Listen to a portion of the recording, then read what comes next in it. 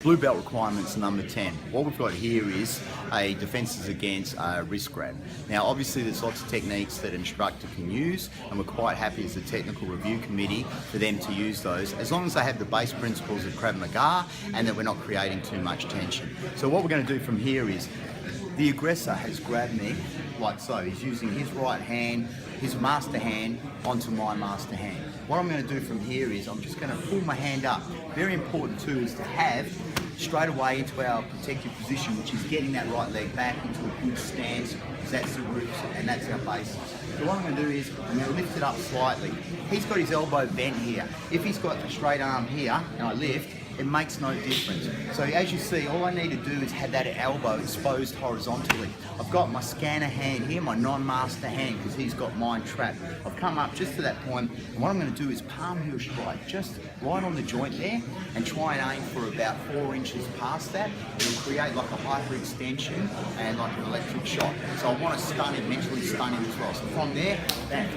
And as you see with the footwork, all I've done is, when I've done it, I've rotated my hip, then shuffled back. There's no crossover. So even if I'm standing on gravel or on a garden bed or in a car park, I've still got a very good stance. What I'm doing from here is creating my reactionary gap.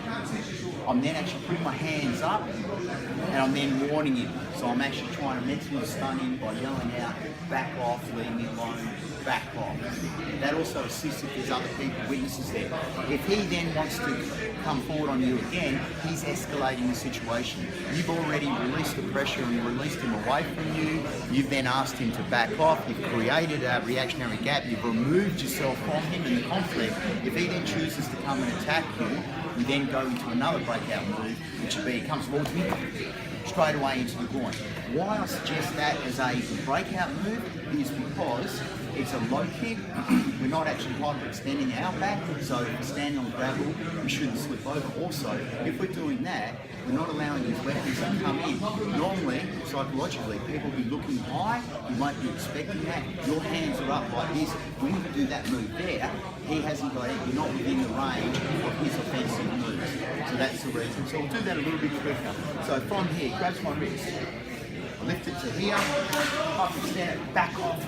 I tell him to back off, create the reaction gap, he comes forward, bang, straight into the ground.